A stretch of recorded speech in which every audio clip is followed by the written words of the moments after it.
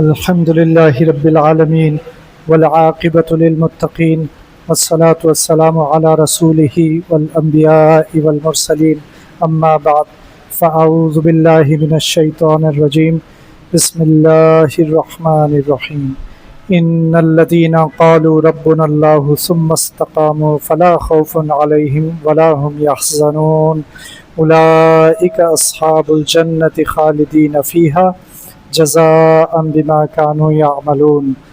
سورہ احقاف کی آیت نمبر 13 اور 14 ہیں، جن کا ترجمہ یہ ہے کہ یقیناً جن لوگوں نے کہہ دیا کہ ہمارا پروردگار اللہ ہے، پھر وہ اس پر ثابت قدم رہے تو ان پر نہ کوئی خوف طاری ہوگا اور نہ وہ غمگین ہوں گے۔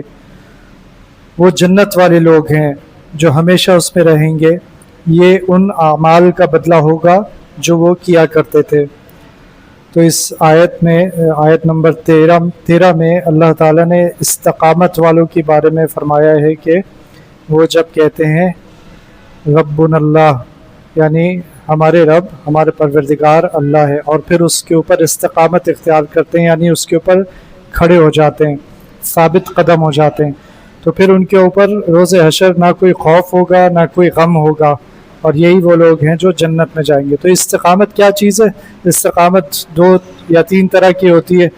ایک یہ استقامت ہوتی ہے کہ کوئی کسی کام میں، دنیا کے کسی کام میں لگ گیا ہے اور اب اس کے لیے ہر طرح کی قربانی دینے کے لیے تیار ہے، چاہے مشکل ہو رہی ہے، جیسے کوئی اپنے کام پہ جا رہا ہے، اب بیماری ہے لیکن کام پہ جانا ضروری ہے، تو کتنی بھی بیماری ہو رہی ہے لیکن وہ کام پہ جا رہا ہے، مشکلات آ رہی ہیں لیکن نماز کے لیے وقت نکال رہا ہے، نہیں نکال رہا لیکن کام کے لیے وہ پورا وقت نکال رہا ہے۔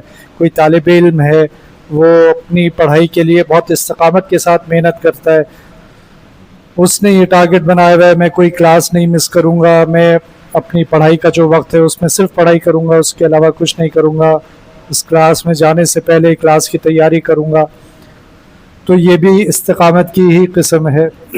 تو جو بھی اپنے کام میں استقامت اختیار کرتا ہے تو وہ کم از کم اس شعبے میں فائدہ اٹھا لیتا ہے۔ لیکن اگر اس نے، اللہ تعالیٰ نے جس استقامت کی یہاں بات کی ہے اور جس استقامت کے اوپر لوگ جنت میں جائیں گے، وہ کون سی استقامت ہے کہ جب کوئی کہہ دے کہ ربنا اللہ، میرے رب، میرے پروردگار اللہ ہیں، اور پھر اس پر استقامت اختیار کرے، نہ اپنی کمپنی کے اوپر، نہ اپنی دکان کے اوپر، نہ اپنے کسی اور کام کے اوپر، نہ اپنی تعلیم کے اوپر، بلکہ اپنے رب کے اوپر، اپنے رب کو رب مان لے اور پھر اس پر استقامت اختیار کر لے، تو وہ ان لوگوں میں سے ہوگا جو جنت جائیں گے۔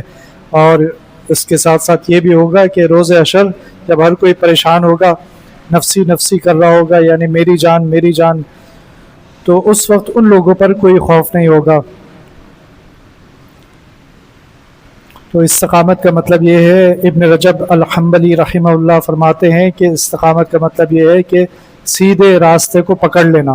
سیدھا راستہ ہم سب کو معلوم ہے کہ مسلمانوں کے لیے سیدھا راستہ کون سا ہے، تو اس راستے سے چمٹ جانا۔ اب کوئی بھی ایسی چیز آئے جو راستے سے روکنے والی ہو یا راستے سے ہٹانے والی ہو، لیکن جو استقامت پر ہوگا وہ اپنے راستے کو نہیں چھوڑے گا اور اپنی منزل پر پہنچنے کے لیے جو کچھ ہو سکتا ہے وہ کرے گا، چاہے راستے میں کتنی بھی رکاوٹ آئے۔ ایک دفعہ میں استنبول ایئرپورٹ پہ تھا تو ایک پاکستانی میرے پاس آیا اور اس نے کہا کہ یہ ٹکٹ دکھاتے ہوئے اس نے کہا کہ میرا گیٹ نمبر کون سا ہے مجھے بتا دیں، میری فلائٹ کا وقت ہو گیا ہے، مجھے مل نہیں رہا گیٹ، تو کیونکہ بہت بڑا ایئرپورٹ ہے اس پہ گیٹ نمبر ڈھونڈنا مشکل ہوتا ہے۔ بہرحال اس کے لیے میں نے جا کے دیکھا اور فلائٹ کا ٹائم دیکھا تو پورا ہو چکا تھا فلائٹ کا ٹائم، یعنی جیسے 9 بجے فلائٹ ہے تو 9 بج چکے تھے۔ تو میں نے اسے کہا میرے پیچھے بھاگو، تو میں بھاگا اور وہ میرے پیچھے بھاگا۔ میں نے اسے کہا تمہاری فلائٹ اب نکل چکی ہوگی لیکن میرے پیچھے بھاگو، تو کافی دور، کافی لمبا بھاگنا پڑا، پھر اس کے گیٹ پر پہنچے تو اس کی فلائٹ نکل چکی تھی۔ ایسا بہت سے لوگوں کے ساتھ ہوتا ہوگا۔ تو وہ جو ایئرپورٹ بنائے جاتے ہیں، یہ بڑے بڑے ملکوں، بڑے بڑے شہروں کے جو ایئرپورٹ ہوتے ہیں وہ ایسے ہوتے ہیں کہ انسان ان میں گم ہو جائے، ان میں بڑے بڑے شاپنگ سینٹر، بڑی بڑی ایسی چیزیں جو اپنی طرف متوجہ کرتی ہیں، اور انسان وہ شاپنگ میں مصروف ہو جاتا ہے، اور کہیں فوارے لگے ہوئے ہیں، کہیں کچھ ہے، کہیں پرفیومز کی دکان ہے، کہیں طرح طرح کی دکانیں، کہیں کافی کے، کہیں ریسٹورانٹ. تو وہ صاحب جو تھے غالباً ان رنگینیوں میں کھو گئے، اور ان کو اس بات کا احساس نہیں رہا کہ مجھے اصل میں جانا کہاں ہے. تو ہم بھی اس دنیا میں اکثریت جو ہے وہ اس دنیا کی رنگینیوں میں کھو گئے، اور اس بات کا احساس نہیں رہا کہ ہمیں جانا کہاں ہے. تو وہ چیز، وہ صفت کون سی ہے جو ہمیں ان رنگینیوں سے دور کرتی ہے اور ہمارے اصل مقصد پر قائم رکھتی ہے؟ وہ ہے استقامت. استقامت لفظ جو ہے وہ بنا ہے قامہ سے. قامہ ہمیں معلوم ہے کہ قامہ قیام کو کہتے ہیں، کھڑے ہونے کو کہتے ہیں. تو اسی لیے استقامت کے مطلب یہ ہے کہ جس نے اپنے رب کو رب مانا اور پھر اس پر کھڑا ہو گیا، اب ادھر سے ادھر نہیں ہو رہا ہو. تو ہمارے لیے ہر معاملے میں ہی ہمارے رول ماڈل جو ہیں وہ رسول اللہ صلی اللہ علیہ وسلم ہے. اور استقامت بھی اگر ہمیں سیکھنی ہے تو رسول اللہ صلی اللہ علیہ وسلم سے سیکھیں گے ان کی استقامت کیسی تھی. تو جب انہوں نے اللہ کا نام لیا تو ان کے دشمن ہو گئے، اور ان سے لڑائیاں جھگڑے شروع کر دیے، ان کو شاعر، مجنون، کیا کیا کہنا شروع کر دیا. پھر جب کسی طرح بھی، یہاں تک کہ بڑی بڑی آفرز کی، کبھی انہیں دھمکیاں دیتے تھے تو کبھی انہیں لالچ دیتے تھے کہ ہم آپ کے لیے یہ کر دیتے ہیں، ہم آپ کے لیے وہ کر دیتے ہیں، آپ اس چیز سے باز آ جائیں جو آپ کر رہے ہیں، اس کام سے باز آ جائیں. تو رسول اللہ صلی اللہ علیہ وسلم اپنے کام پر اس طرح کھڑے ہوئے تھے کہ انہوں نے آخر میں یہ کہا کہ اگر میرے دائیں ہاتھ پہ سورج رکھ دو اور بائیں ہاتھ پہ چاند، تب بھی میں اپنے کام سے نہیں رکوں گا. تو اب یہ ایسا جواب تھا کہ وہ جتنی بڑی بڑی آفرز لے کر آئے تھے، جتنی رنگین آفرز لے کے آئے تھے، تو وہ سب جو تھے پھر سمجھ گئے کہ یہ آدمی اپنے کام سے پیچھے نہیں ہٹے گا. پھر ان کا رسول اللہ صلی اللہ علیہ وسلم اور ان کے جتنے یعنی مسلمان ہو گئے تھے صحابہ کرام، سب کا بوائیکاٹ کر دیا. سب کے اوپر ایسا بوائیکاٹ کیا کہ کھانے پینے کی بھی فاقے ہو گئے. پھر رسول اللہ صلی اللہ علیہ وسلم اپنے کام سے گھبرائے نہیں، بلکہ انہوں نے کہا میں کہیں اور اپنا کام کروں. وہ کون سی جگہ ہو سکتی ہے؟ تو وہ طائف کی طرف روانہ ہو گئے. اور طائف کتنی دور تھا؟ 100 کلومیٹر سے زیادہ کا فاصلہ تھا. اور کیسے گئے رسول اللہ صلی اللہ علیہ وسلم؟ آج گاڑی میں بھی کم ہی لوگ جاتے ہیں، پیدل گئے تھے رسول اللہ صلی اللہ علیہ وسلم. 100 کلومیٹر سے زیادہ کا فاصلہ پیدل طے کیا. وہاں پہنچے، پھر وہاں کیا کچھ ہوا ان کے ساتھ. اتنی محنت اور اتنی امیدوں کے ساتھ یہاں پر آئے تھے، وہاں لوگوں نے ان کا مذاق اڑایا، ان کو پتھر مارے، لہو لہان کر دیا. لڑکوں کو، ان کی جو نوجوان شرارتی لڑکے تھے ان کو پیچھے لگا دیا، یہاں تک کہ پیر خونم خون ہو گئے. یہ استقامت ہی ہے جو رسول اللہ صلی اللہ علیہ وسلم اس کے باوجود اپنے کام سے نہیں رک رہے. پھر جا کے ایک باغ میں پناہ لی. اس باغ کے وہاں جو 2 سردار تھے، انہوں نے دیکھا تو انہیں دل میں تھوڑا سا رحم آ گیا. پہلے تو اتنا ظلم کیا تھا، لیکن جب یہ دیکھا کہ کس حالت میں، تو پھر اپنے غلام کو بھیجا کہ ان کو یہ انگور دے دو. لے جا کے انگور کا گچھا بھجوایا. رسول اللہ صلی اللہ علیہ وسلم نے اس غلام سے پوچھا، عداس، اس غلام کا نام تھا عداس رضی اللہ عنہ، بعد میں صحابی ہو گئے. تو ان سے پوچھا تم کہاں سے ہو؟ تو اس نے بتایا فلاں علاقے سے. تو رسول اللہ صلی اللہ علیہ وسلم نے ان سے کہا اچھا تم تو میرے بھائی یونس کے علاقے سے ہو، یعنی یونس علیہ السلام کے علاقے سے. تو وہ ایک دم حیران ہوا کہ آپ کو یہ کیسے معلوم؟ تو رسول اللہ صلی اللہ علیہ وسلم نے بتایا کہ میں بھی اللہ کا نبی ہوں اور وہ بھی نبی تھے، تو اس لیے وہ میرے بھائی ہیں. تو پھر وہ حیرانی کے ساتھ ساتھ ایمان بھی لے آیا، اور پھر وہ صحابیت کا رتبہ بھی مل گیا ان کو. تو رسول اللہ صلی اللہ علیہ وسلم اس حالت میں اپنے کام سے نہیں رک رہے، بلکہ جس کو جہاں جہاں دعوت دینے کا موقع مل رہا ہے وہ دعوت دے رہے ہیں. پھر اس کے بعد آگے روانہ ہوئے تو ایک جگہ رات کو نماز پڑھ رہے تھے، تلاوت کر رہے تھے. تو وہاں سے جنوں کی ایک جماعت کا گزر ہوا. وہ جماعت جو تھی، انہوں نے جب قرآن سنا تو وہ اپنے یعنی قرآن سن کر ایک تو ایمان لے آئے، مسلمان ہو گئے، اور اس کے بعد وہ اپنے قبیلے میں گئے اور وہاں سب لوگوں کو، اپنے جو جنات تھے ان کو اسلام کی دعوت دی، اور ان کا قبیلہ بھی مسلمان ہو گیا. تو یہ رسول اللہ صلی اللہ علیہ وسلم کی ناکام کہیں بھی نہیں ہو رہے، کامیابی ہی چل رہی ہے ان کے سفر کے ساتھ ساتھ. پھر یہ کہ واپس مکہ مکرمہ اب آنے کا سفر شروع کیا، وہی پیدل سفر دوبارہ. اب واپس مکہ مکرمہ آ رہے ہیں تو انہوں نے پابندی لگا دی تھی کہ اب یہ مکے میں داخل نہیں ہو سکتے. تو پھر ایک سردار جو کہ خود بھی ابھی مسلمان نہیں تھا، اس کو پیغام بھیجا کہ تم اگر میرے لیے انتظام کر دو. تو اس سردار نے امان دی رسول اللہ صلی اللہ علیہ وسلم کو، اپنے بیٹوں کو ساتھ بھیجا کہ حفاظت کے ساتھ انہیں مکہ مکرمہ واپس لائیں. واپس اس شہر میں آ گئے جہاں ان کی جان کو خطرہ تھا اور ان کو کتنی تکلیف پہنچائی جا رہی تھی. اس دوران یہ بھی ہوا کہ اب جو تھے مدینہ شریف سے جو لوگ حج کرنے آتے تھے تو ان میں سے کوئی 7 لوگ جو تھے وہ منی میں تھے، اور وہاں رسول اللہ صلی اللہ علیہ وسلم نے ان سے جا کر ملاقات کی.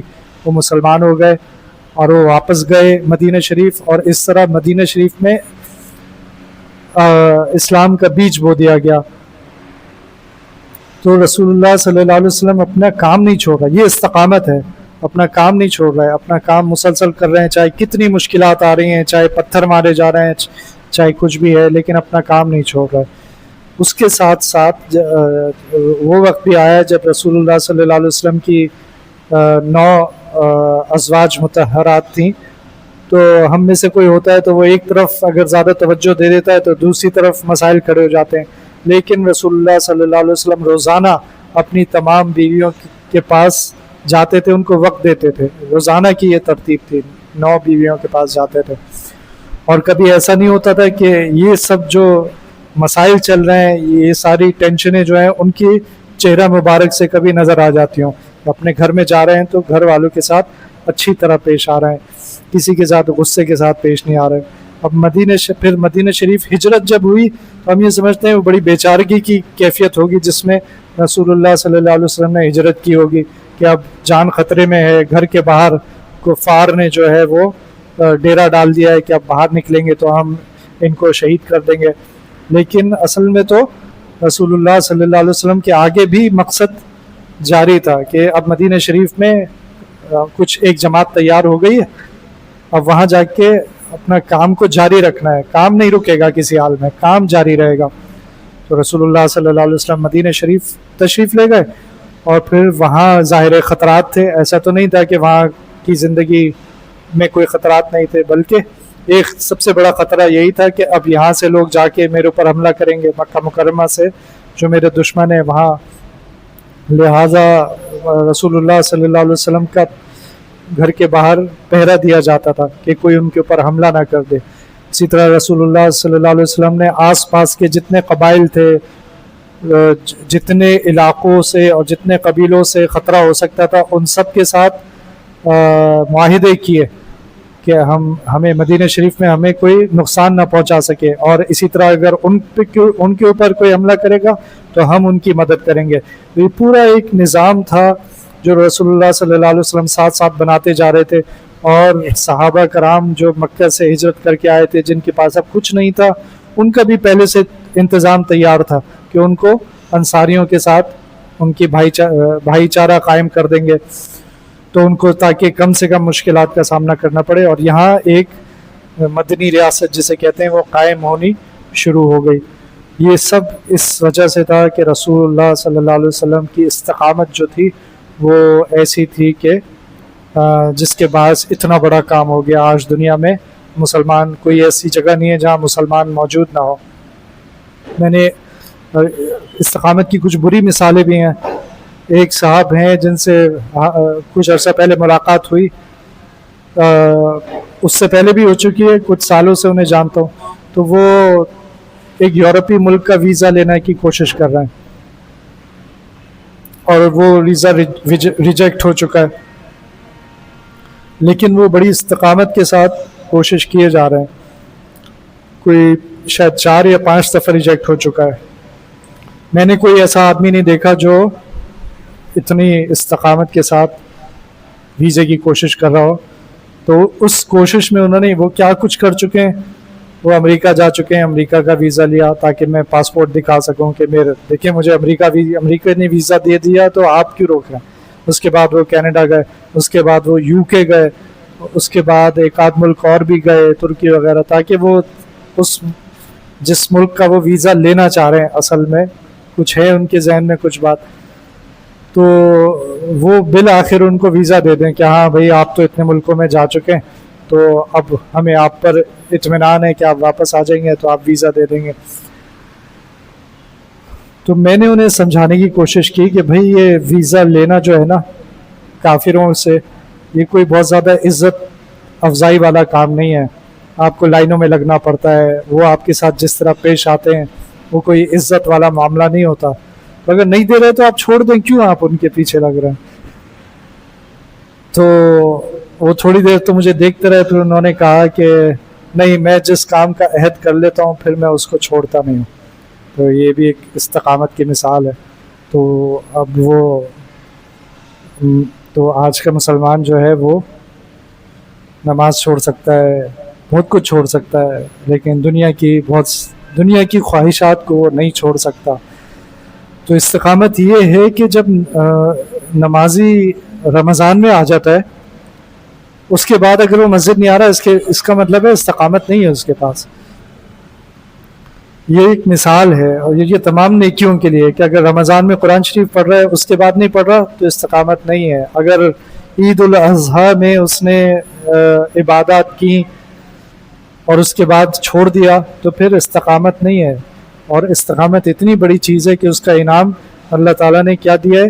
جنت۔ دوبارہ پڑھ دیتا ہوں میں، جن لوگوں نے کہہ دیا کہ ہمارا رب اللہ ہے، پھر وہ اس پر ثابت قدم رہے، یعنی استقامت اختیار کی، تو ان پر نہ کوئی خوف طاری ہوگا اور نہ وہ غمگین ہوں گے، وہ جنت والے لوگ ہیں جو ہمیشہ اس میں رہیں گے۔ یہ ان اعمال کا بدلہ ہوگا جو وہ کیا کرتے تھے۔ اللہ تعالیٰ ہمیں ان باتوں کو سمجھنے کی اور عمل کرنے کی توفیق عطا فرمائے۔ ربنا تقبل منا انک انت السمیع العلیم وتب علینا انک انت التواب الرحیم، وصلی اللہ تعالی علی خیر خلقہ محمد وعلی آلہ واصحابہ اجمعین، آمین برحمتک۔